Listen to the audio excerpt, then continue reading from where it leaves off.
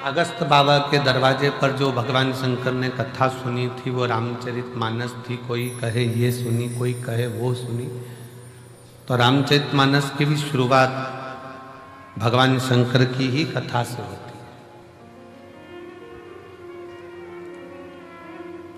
तुलसी बाबा ने रामचरितमानस को जब प्रारंभ किया तो उसकी शुरुआत भगवान शिव के चरित्र से प्रारंभ कर।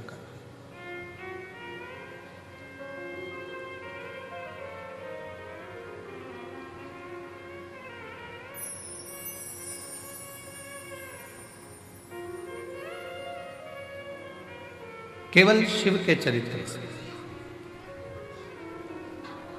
शिव जी भी शिव की कथा का रसपान करने के लिए ललायित रहते हैं।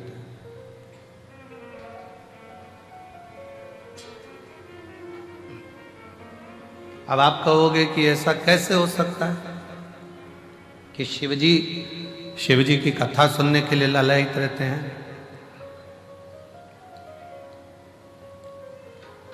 सास एक साधारण भाषा में समझेंगे अपन, घर की भाषा, क्योंकि जितनी बात परिवार की भाषा में समझ में आती है उतनी बात कहीं की समझ में नहीं आती। घर की भाषा में समझ। सास घर में बहू है और सास अगर बहू का गुणगान गाती है, मेरी बहू बहुत अच्छी है, ऐसा है वैसा है, भले उससे नाराज रहती हो, भले उसको अपशब्द कह देती हो, भले उसको ताना दे देती हो, भले गाली दे देती हो, फिर भी वो उसका गुणगान गा रही है, उससे विनय कर रही, बहुत अच्छी है। कोई आया उससे कह दिया साहब बहुत बढ़िया है, संभाल लेती है, बहुत अच्छी है। भले बहू सामने नहीं है, सुन रही है कान लगाकर कि ये क्या बोल रही है। कभी कभी बहू के सामने भी सास कह देती है मेरी बहू ऐसी है, वो सब संभालती है, ऐसा करती है वैसा करती है, तो बहू का भी गर्व से छाती बढ़ जाती है, हृदय बढ़। शिव भी स्वयं की कथा सुन रहे हैं।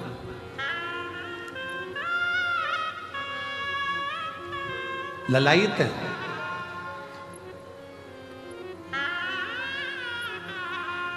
भगवान शंकर के गले में पड़ा हुआ वासुकी नाग भी शंकर की कथा सुनने के लिए तरसता है।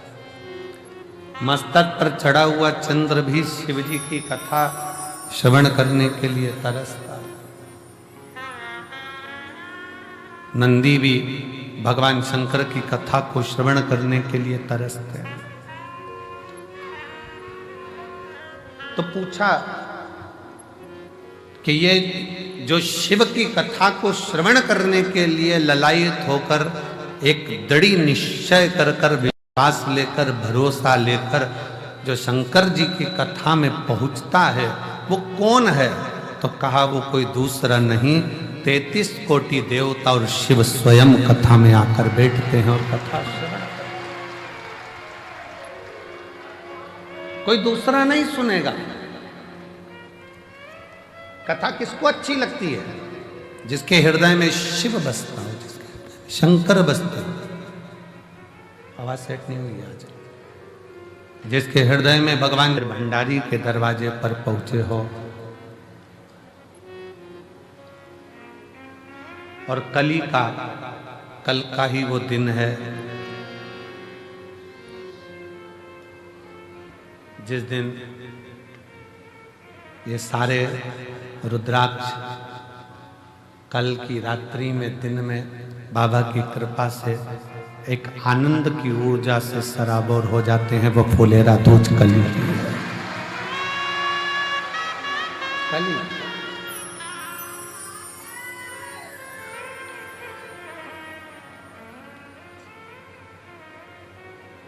वो कल फुलेरा दूज का दिन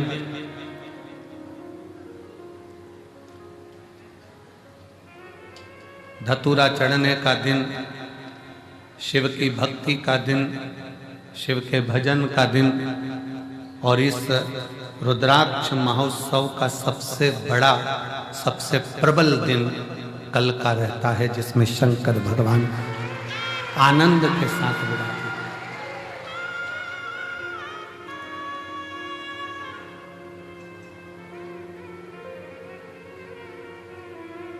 प्रकृति भी अपना रंग बदलती है, रूप बदलती है, तरीका बदलती है, और भगवान शिव स्वयं औघड़नाथ, औघड़दानी शंकर करुणा करता है।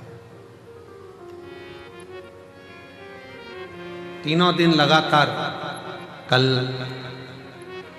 फुलेरा दूज है, परसों कथा का कौन सा दिन है? छठा। उसको क्या कहते हैं? कथा की शिवरात्रि। और परसों के दिन सुबह 8 बजे से 11 बजे तक कथा होकर मायके से झोली भरकर विदाई लेकर आप अपने अपने गंतव्य की ओर चले।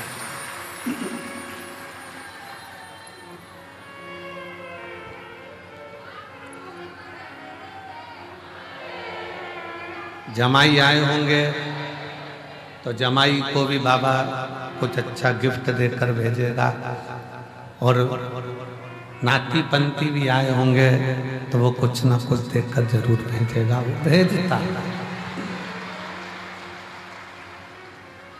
और बेटी की तो जवाबदारी उसकी है ही, वो तो है। आश्रितता शिव की। कथा सुनने वाला कोई दूसरा नहीं है, कथा कराने वाला भी कोई दूसरा नहीं है, और कथा में बैठने वाला भी कोई दूसरा नहीं, स्वयं स्वयं। कर्पूर गौरम करुणावतारम संसार सारम भुजगेन्द्रहारम सदा संतम हृदयारविंदे भवं भवानी सहितं नमामि। वो देकर खुश होता है। लेना मेरे शंकर भगवान को आता नहीं, देना बहुत आता। और इनके देने से देवता परेशान, देवता को परेशानी केवल इनके देने से।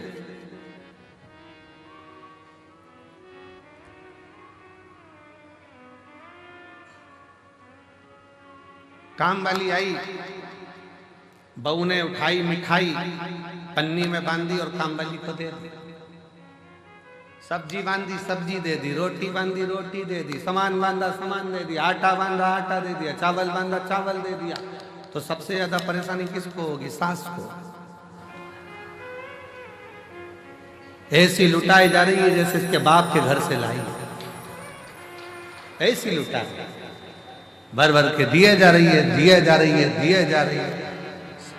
शंकर जी के देने से सबसे बड़ी चिंता देवताओं को है, और ब्रह्मा जी इस बात के लिए बड़े टेंशन में रहते हैं कि समझ में नहीं आता। एक लोटा जल चढ़ाओ ने वो तो तुरंत दे देता है, आखिर ये लोटा के जल में है क्या? वो भी टेंशन है।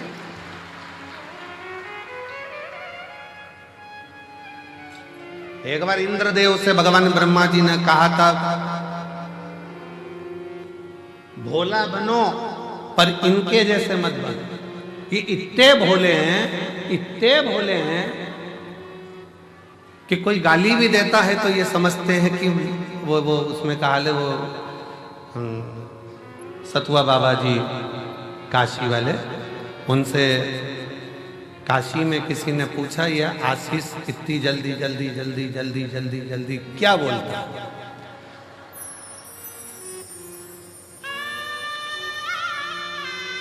तो कहा ये भीड़ बढ़ाने का बोलता है।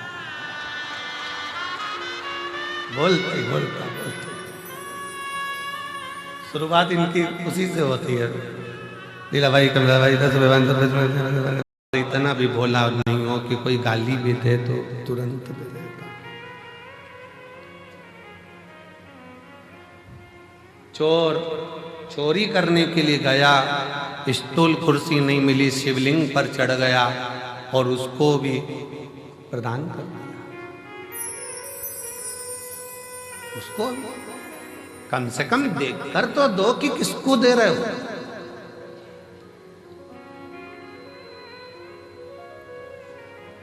जो सोच कर दे, विचार कर दे, देख कर दे, वो देवता हो सकते हैं। जो बिना सोचे बिना विचारे और सामने आया और दे दिया, वो कालाधिपति महाकाल। वो कालाधिपति महाकाल है। लोग कहते हैं कि उज्जैनी में महाकाल बाबा के मंदिर का दर्शन करो तो मिलेगा। शिव पुराण कहती है जो उज्जैनी में पांव रख देता है उसको भी मिल जाता है। तो कालाधिपति महाकाल है। अवंतिकापुरी में, उज्जैनी में मेरे महाकाल मेरी हर सिद्धि की उस भूमि पर आप मंदिर तक नहीं भी गए हो ना, केवल रेलवे स्टेशन पर भी उतर कर आपने उज्जैनी में पांव रख दिया है तो भी खाली नहीं जाते, कालाधिपति देकर भेजेगा। शिव का द्वार ही ऐसा है, शंकर का दरवाजा ही ऐसा है। ब्रह्मा जी भगवान इंद्र से कहते हैं देवताओं में ये बड़े गजब के देवता हैं। भगवान शिव बिना सोचे समझे दे देते हैं, कुछ सोचते भी नहीं, कुछ विचार भी नहीं करते, बस उठाया दे दिया।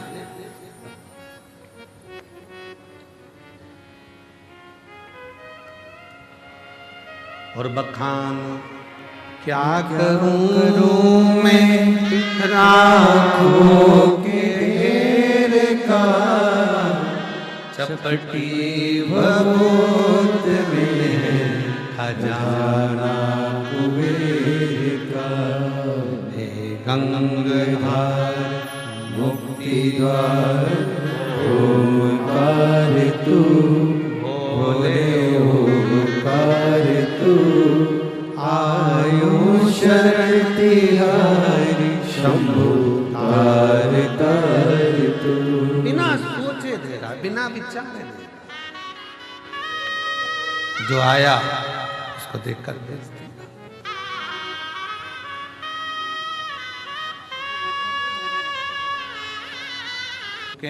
वो बात दूसरी है कि उन्होंने कुछ दिया ना दिया, पर इस धर्मशाला से 365 दिन, हर दिन एक बेटी का विवाह 365 दिन होगा, प्रतिदिन। बस बेटी के घर वाले यहां पर आकर लिखा दें कि हमारी बेटी की शादी इतनी तारीख की है, 25 लड़के वाले आए, 25 लड़की वाले आए, आराम से उनके यहाँ पर भोजन की व्यवस्था निःशुल्क, रहने की व्यवस्था निःशुल्क, उनके यहाँ ब्याह कराने के लिए पंडित की व्यवस्था निःशुल्क। बस उनको तो आना है, इस ग्राउंड में पहुँचना है, बाकी की व्यवस्था सब समिति करेगी। और जब वो जाएंगे तो उनको कन्यादान भेज देने की व्यवस्था भी समिति।